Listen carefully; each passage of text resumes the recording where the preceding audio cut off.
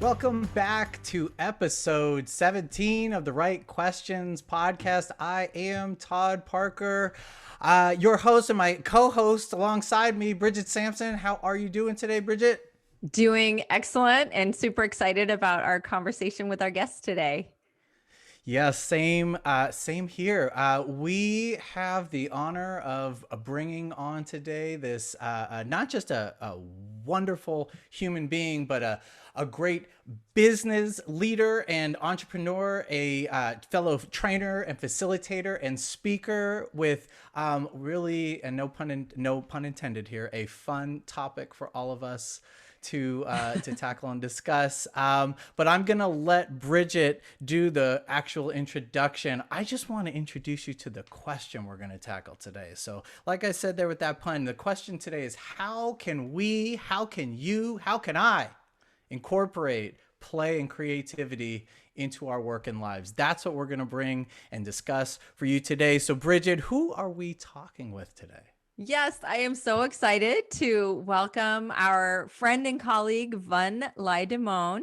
And let me tell you a little bit about her. She, as Todd already shared, she is an entrepreneur. She is the founder of worksmART, which is a progressive team development and leadership training company that delivers training through topic-based experts and creativity. And you've got to check out their website and all the fascinating and fun work that they do. She's a Team Prelude Certified Facilitator, a Lego Serious Play certified facilitator. We really want to hear more about that. Who loves playing with Legos? I still do, even though my kids are all grown up. Yesterday. I love building and playing. So, and she is a Google I Am Remarkable facilitator, which I am as well. So Vun and I, along with another colleague of ours, got to facilitate a workshop, an I Am Remarkable workshop together, which was an amazing experience. It was so much fun to work together. And that was just a great experience. So she is also a TEDx speaker, and you have got to watch her TEDx talk. We're going to talk about it a little bit here, but you're still going to want to watch it because it will blow your mind. Honestly, her experiences and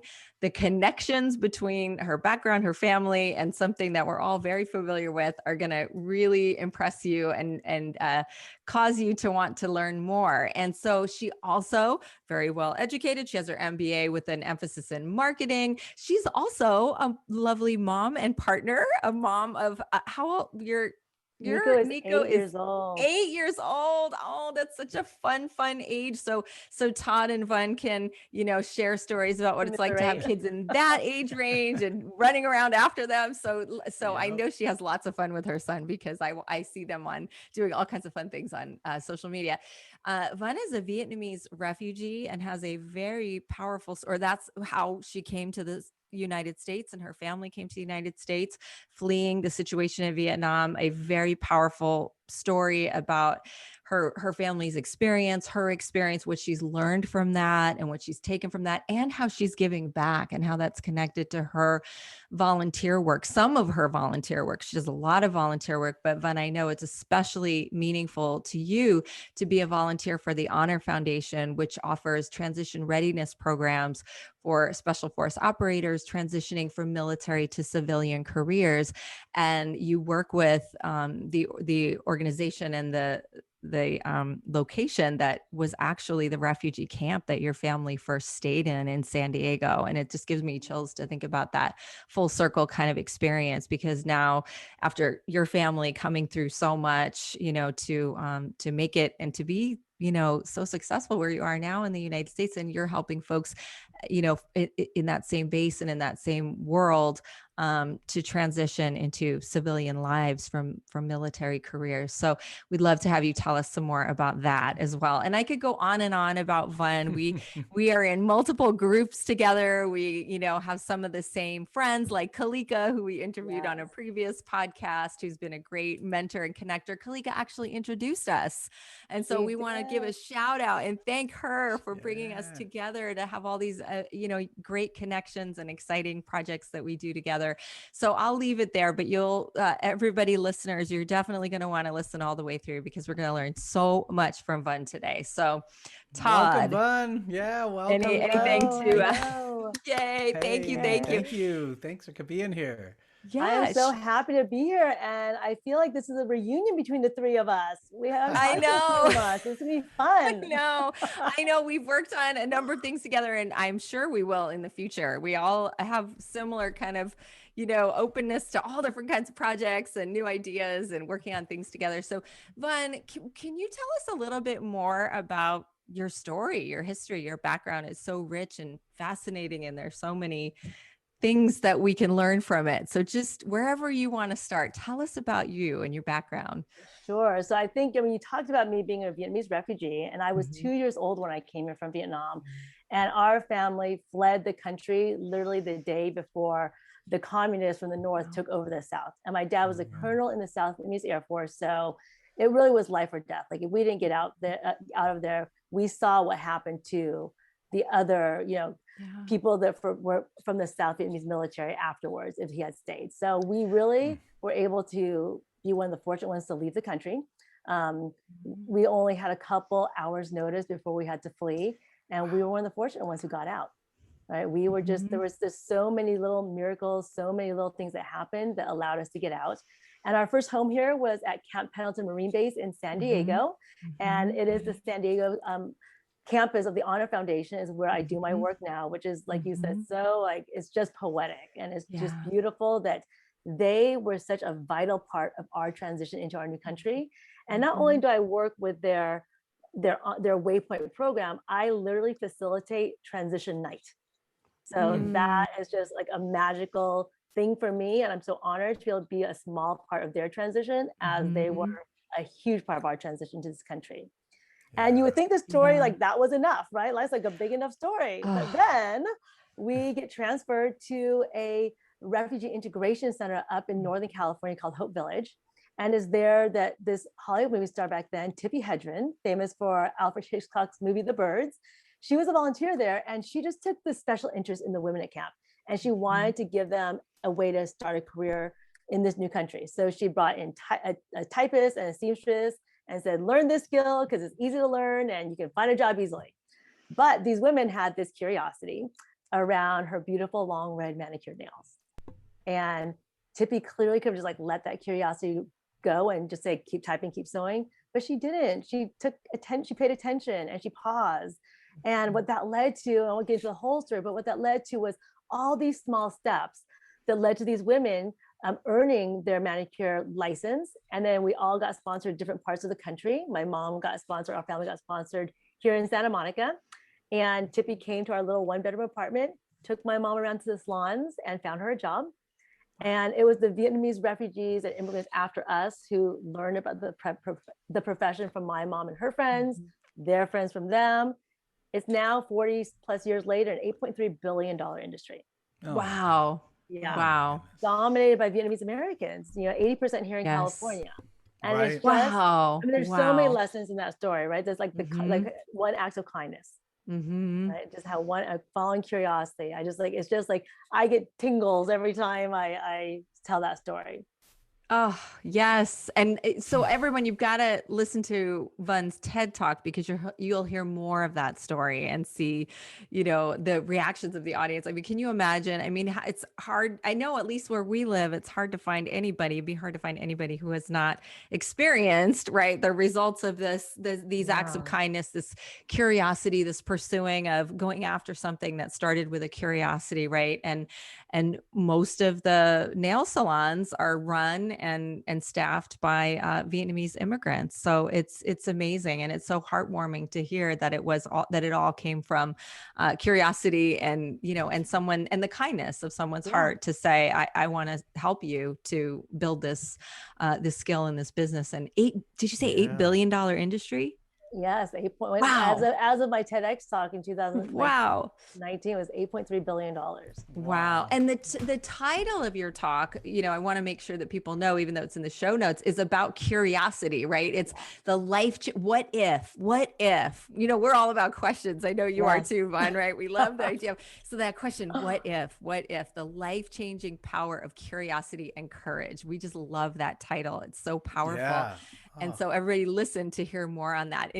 Todd, any questions or follow up on that amazing story? Well, what I'm curious about, I mean, I'm starting to think, of course, I'm familiar with parts of that story. I've watched your TED Talk a bunch of times, right? Like, and I'm so moved by it. The curiosity and courage and kindness. These three, call them values, characteristics. These are things that Bridget and I hold near and dear to our hearts. And I know that you, as in business, in life, carry those values forward in the work you do, not just in the volunteer work and facilitating, as you were just talking about, but like in your career, specifically as a trainer, as a facilitator. It's something that your company, right, embodies. So how did you make and use this springboard, right, this amazing story to transition and then take it with you to the work you're doing today? Well, what's interesting about that, Todd, is because I am a Vietnamese refugee raised by Vietnamese refugee parents who weren't exactly thrilled about the idea of chasing your dreams, do what you love, right? So they were always very much in their language and in how they taught us verbally, go to school, get a job, work that job, retire, have fun. Right? Because security was very important to them. They came from a place where security was the most important thing to them. So that in their words, that's what they taught me. In their actions, though, something completely different, right? Even from that first act of following curiosity, asking what if, taking small steps, starting a new career. And just throughout my whole life, I saw my parents teach me through their actions to follow curiosity and take small steps. And for them, I realized in doing this TEDx talk is, wow, like what I'm doing right now is not, I didn't make this up. Like I saw it growing up my whole life. Right. They did it out of necessity. I get to do it out of love for it, love for this idea of what possibilities can arise if we follow our curiosities, ask what if, and take small steps. Wow. But that realization didn't come up until I did the TEDx talk. So I was writing the TEDx talk. I'm like, this is interesting. Isn't that funny, right? How having to comb through the story and be self-reflective and have a transformation just to be able to speak. I mean, funny, Bridget, that's what your TED Talk is about. Yes. The gifts, right?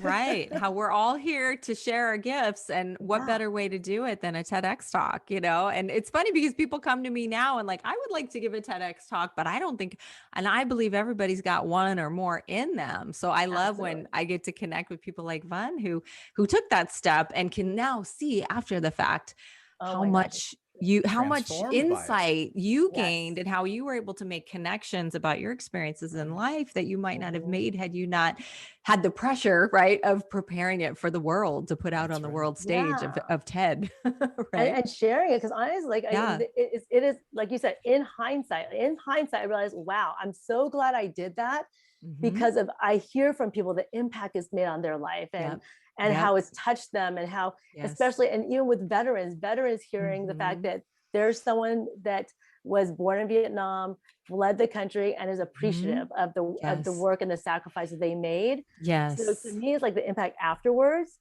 makes me realize that the story is worth telling. Because honestly, I mean, I told that story at I was 40 something years old, and thinking like, I don't think I thought it was worth telling until that point. Like, I really was like, oh, it's just my story. Right.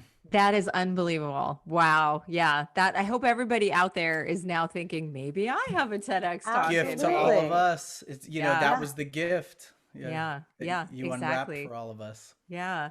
So Vân, let's get a little specific, because I am so curious about what Lego Play is all about. Since I've met you, I've met a couple of other certified Lego Play facilitators, and I'm so intrigued. I'm like, fun, and you actually, people pay you and bring you into their companies. Not that they shouldn't, of course they want to. Everybody wants to play and have fun, but like, it just sounds so fun, but also like there's so much learning that could come out of it. So without giving it away, because we want you all to have Vân come into your company or your school or your organization to do this, but can you give us a little teaser of what that's like? Yes, I'll tell you. So it's called Lego Series Play. I'm a certified facilitator, and that's a real thing. People will ask me, is that a real thing?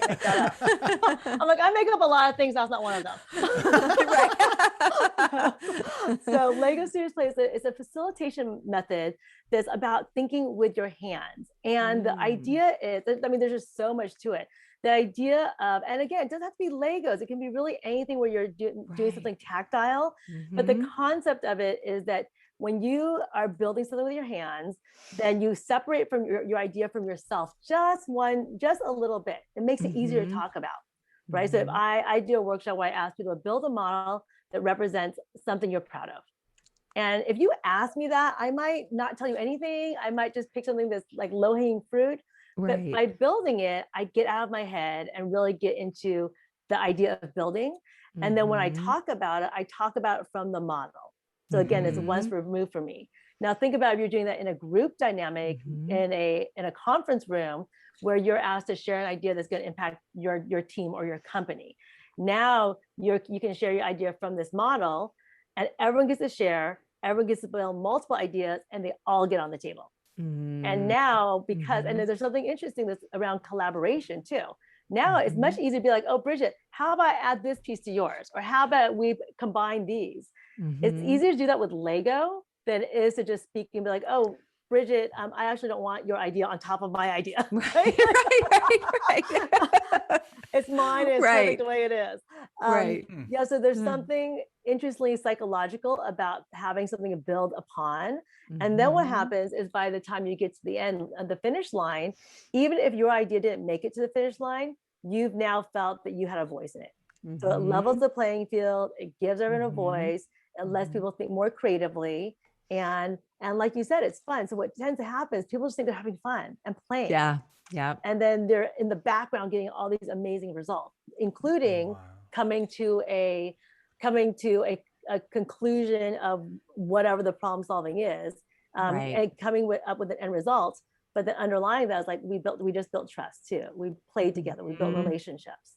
Yes. Now, do I have to share the Legos with my colleagues? Like, what happens if we both want the same pieces at the same time? How do we resolve that conflict? Because that goes on my kitchen table with my son all the time. Yeah. Okay. Well, there's I'm thinking of the so many applications of and lessons that could be learned in team dynamics and group dynamics, and creativity in having to even, have you ever had participants have to model their emotions or model their thoughts? Oh, yes. Or model a conflicted situation and then describe it?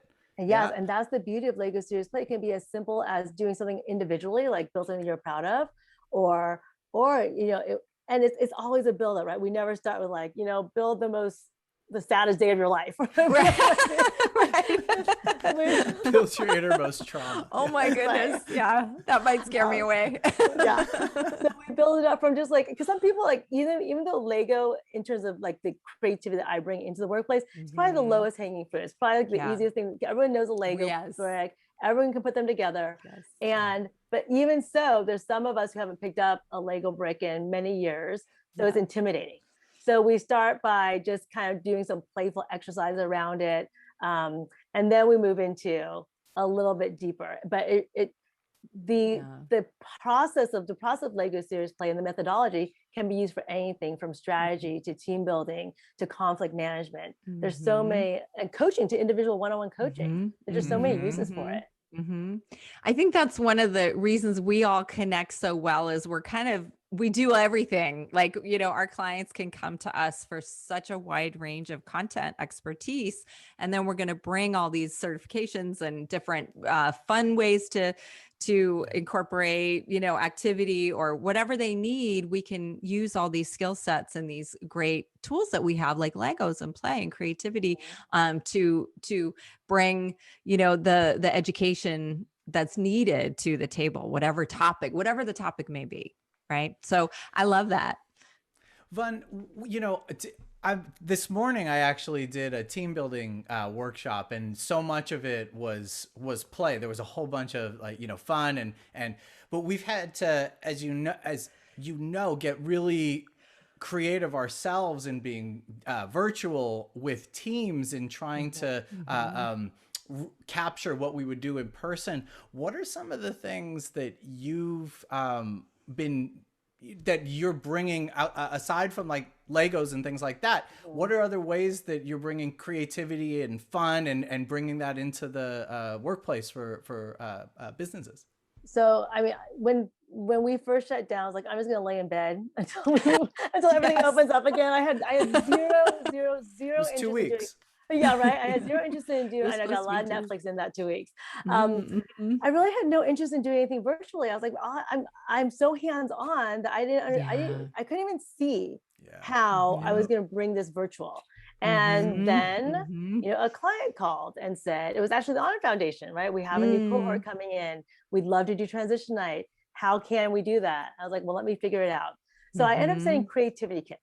Right. So now I send creativity kits to the clients. Everyone gets one. There's a big sticker on the top that says, do not open until we meet.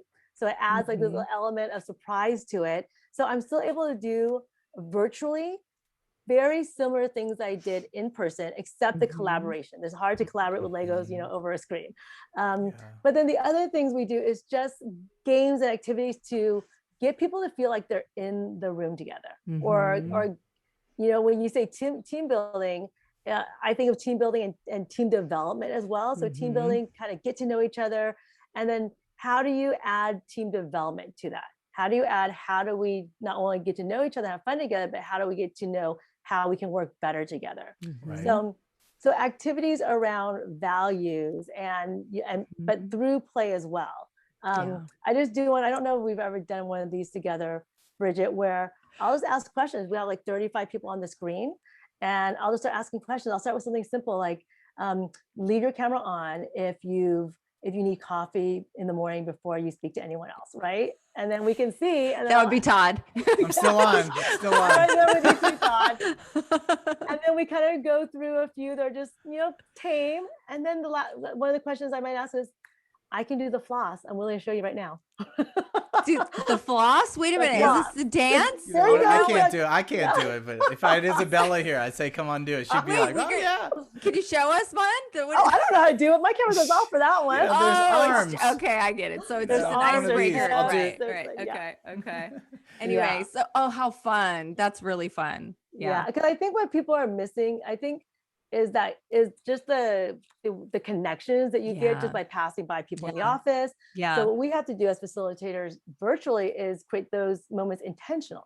Yes. Right. They're not going to happen just off the cuff. We really have to be intentional about creating time, space, and tools to create that connection. Right. Exactly. I love those ideas. That's really fun. And that's a great way of being creative and using what you've got, because with Zoom, you can hide non-video participants. And so, that's all you need to do to be able to play that game. And it's just like the old icebreaker games we did in person, where step over the line if this is true for you, or, all those fun, stand if, shout if this. So we have all found ways to replicate that to the best of our ability in the virtual world. And what's interesting about that is it's so important, even though, like you were saying, we thought it was only going to be 2 weeks. Look how long it's been. So we needed to figure it out. And now that we have, who knows how much we'll go back to in person and how much will stay virtual. So we've all built these skills that will serve us forever. So, creativity.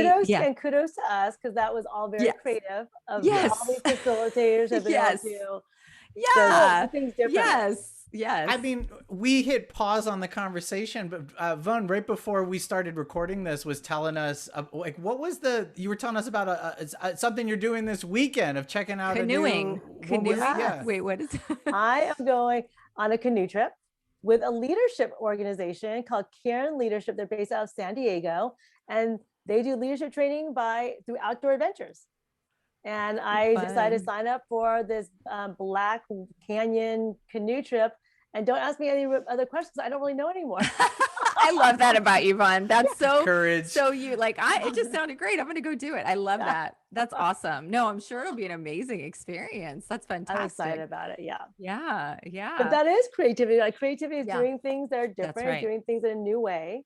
That's right. Yeah. Well, And I being wanna, open to experience. Yes. yeah, I want to dig into that word more with you, Vun, because it's really like a big part of your brand and who you are. It's like curiosity, creativity. I know there's more to it, but I find a lot of people say, and you probably hear this too, oh, I'm not the creative type, right? Yeah. And I've come to learn at 52, like I am creative. I may not be the person who's going to paint a painting, although I might, as I get older, I'm like open to everything. But that's not the only form of creativity, right? We're all creative. We can all be creative. So what's your answer to, we have so many different types of people who listen, teachers and parents and entrepreneurs and people who work for companies.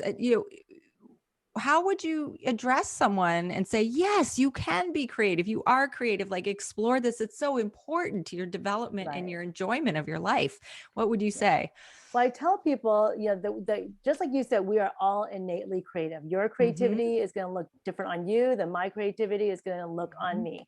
And I think when you say creativity, people tend to think art, or visual art, artistic ability. And that's not what creativity is, especially when you bring it into the workplace.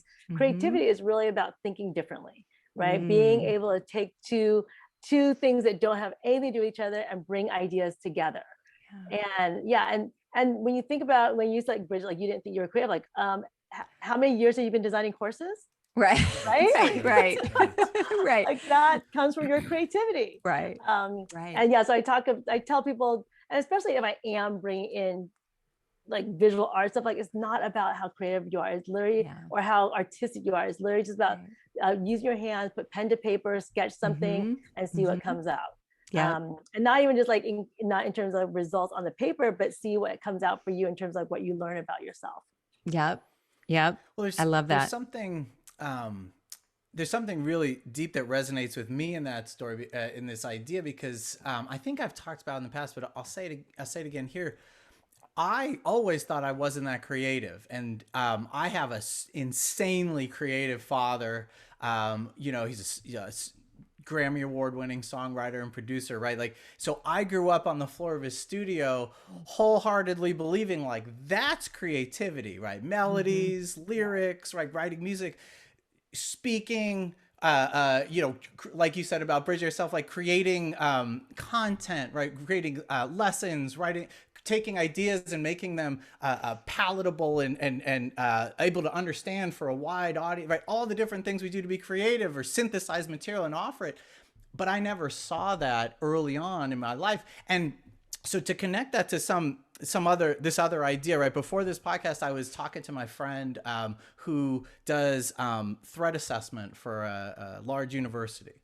And we were talking, and for private sector organizations as well, right? And we were talking about workplace violence, because that's what he's on that side of things. Like, we're on one side, he's on the other. And I asked him, I said, well, what do you think, what is it? And he said, meaning, right? There's a lack of meaning and purpose that goes on it's a common thread that kind of runs through all of this. And it got me thinking about what you teach, like what you offer, and this idea that you just shared about creativity, and how it's not just about playing with something or believe, like about creating a work of art, but about tapping into parts of ourselves that come alive and bring meaning and purpose to the work we do or to our personal lives. Do you have any thoughts about that, Vun? Oh, absolutely. So it's so interesting, because my work is, driving creativity in the workplace for innovation, ideation. And what I find is, because of the tools I bring in there, people will come back afterwards like, oh, you really brought out the creativity in me, right? Because we are all creative. Like, since we were born, we've been creative. When we were children, we were creative, and that's taught out of us. And there's so many people come back like, I took my kids out to the beach today, I picked up rocks, and we started coloring. I haven't done that before. I haven't done that in years.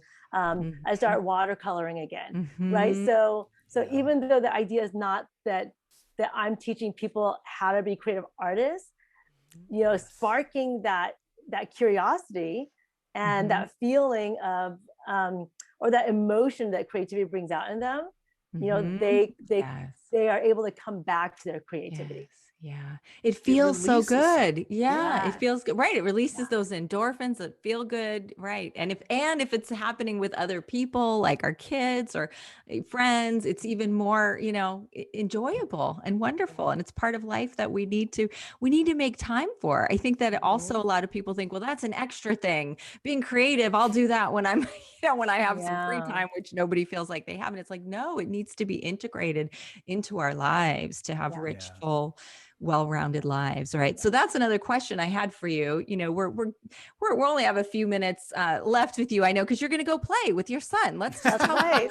Great. That's right. We have a hard end time, as we should, on a Friday evening Yeah. almost. Right? Boundaries, Bun's limits gonna go for play fun. with her son, which I was like, yes, and I'm But gonna this is I'm pretty gonna go fun for a too. walk. Yeah, but it's all fun, right? We make it all fun. And I'm gonna Absolutely. go right after that in 10 minutes or so for a walk with my husband and my dog. So it's all good. Nice. But the question is, when people say, I'm just curious to hear your take on this too, is like, I don't have time for that, right? It feels like extra, it feels like fluff. And we all agree, of course, the three of us, like, no, it's essential to a Yeah. full life. So what do you say about that one? Yeah. So I mean, I'm just gonna bring it back to the workplace, because that happens when I bring my work in the workplace too. Like, oh, we don't have time for that. But that's like saying we don't have time for the best ideas to come out, right? Because Right. that's really what we're doing with creativity is Mhm. you're giving everyone a chance to have their voice heard in a way that they can Mhm. express their voice. Mhm. And if you are truly, and maybe some companies are not, right? But if you are truly invested in your people, in innovation, and getting all the best ideas on the table, then you Mhm. can't do that with left brain analytical thinking alone, right? You Yes. have to get creative. You have to allow the people, like I use this all the time, where I am the person, if you're in a conference room, if we're in a conference room and you ask a question, I'm never giving you any ideas. Honestly, like I will be the last person to give you any ideas, because I don't think that way. I don't talk to think. I really have to think about what I'm going to say, or Mhm. write it out, or draw it out. So Mhm. through these creative tools, what you're doing is giving everyone in the room a chance to express their ideas in a way that makes sense for their cognitive diversity. And Yes. only doing that are you can get all the best ideas on the table. And I guess you can just take that and bridge it right to what you're asking about, to the personal life, Yeah. right? If you don't have time for creativity, then you're not living, like you said earlier, like really not living a full life, Mhm. right? That's right. Mhm. Yeah.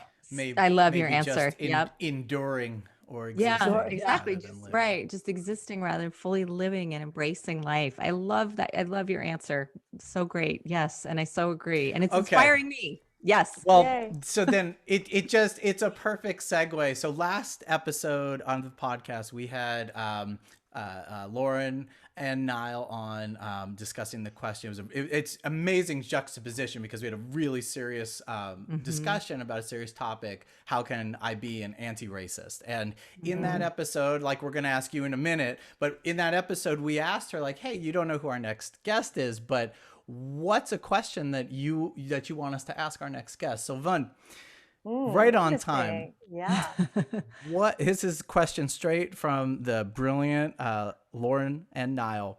What would an evolved humanity look like and feel like to you? What would it involve? Say that one last part again. Yeah. What would an evolved humanity look and feel like to you?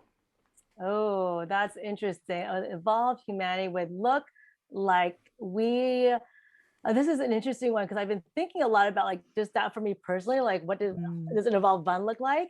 And I think if you take it like a humanity on an individual level, that is lacking judgment of self first, right? So that you can lack judgment of others, and that we all just show up. And I think that, like, I literally think this could change the world, right? Like if we all just show up, not trying to impress other people, but really just allowing ourselves to be who we naturally, authentically. I know that word authentic is overused. Just that we're living into our own natural character strengths and not trying to be anything other than that. Yes. I love it. Yeah. So perfect. Fun. I purposely didn't reveal a couple of the other thoughts because I didn't want to color your answer, change your answer. But Lauren Nile, what she said was, if we as humans were beyond all our prejudices, our biases, our isms, what would the quality of human life be like? What would we be able to accomplish? And you went to that same place and really took it to the personal, right? Which is the work that we were talking about with her, is like, what's the work I have to do personally? And then how do I carry that work out into the world and be a force for good and try to leave things better? So what a beautiful answer, Vân.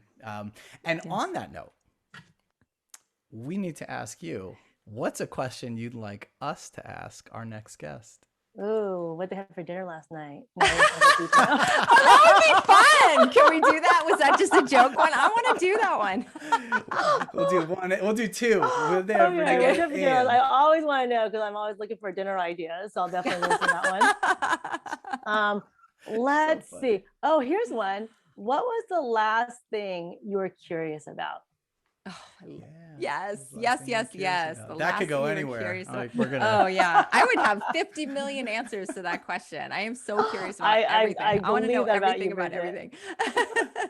That's why I love this podcast. I get to ask questions about everything. How would I answer that question? What was the last thing you were curious about? Oh, such a great question. I'll tell you mine. It was on a little tour of the house before. I'm like, how'd you kill that one plant, but the one next to it was so thriving? I don't know. Yeah, I have no idea. They're the same plant. They were in the same spot, and yet one died and the other lived. Maybe it was the soil. I don't know. Right. They got Curiosity the same doesn't have to be deep. It just has, right? Yeah, right. No, yeah. Curiosity about everything. Yes, I love it. Oh, thank you. That is such a great question. And we'll have fun asking our next guest, whoever that may be. We like to keep that a surprise. But I enjoyed talking with you so much, Vân. I thank you so much for making the time to be with us and for being so wonderful, and all the time, all the work we do together and all the connections we have. And I always get excited when I get to see you, whether it's in one of our groups that we go to together or something we're working on. So thank you so much, Vân. And we want to make sure that everybody out there knows that in the show notes, you can find Vân's website and her TEDx talk, which you've just got to watch, and all the other information that will help you to find her. Find her on social media too. Of course, she's out there. She's a fantastic LinkedIn poster. I just aspire to be Vân when I grow up in the LinkedIn world, because she's always posting such great value there. And I thank you for that. I appreciate it, because I know when I go on LinkedIn, I'm going to find something great if I follow you. So we'll make sure everybody has your information, knows where to find you. Sounds great. And thank you so much, Bridget and Todd, for having me. I was excited to get the invitation, because I always love spending time with the two of you. Oh, thank you.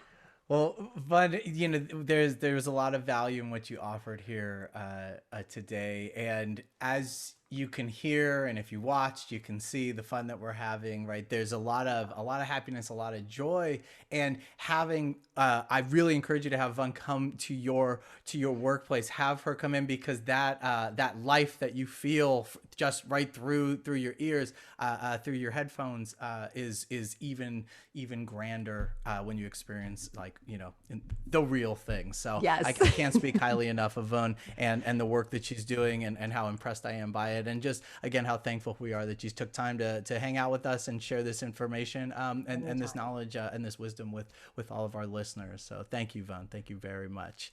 Until next time, as we say, be good people and make good choices. Take care. Bye, everyone.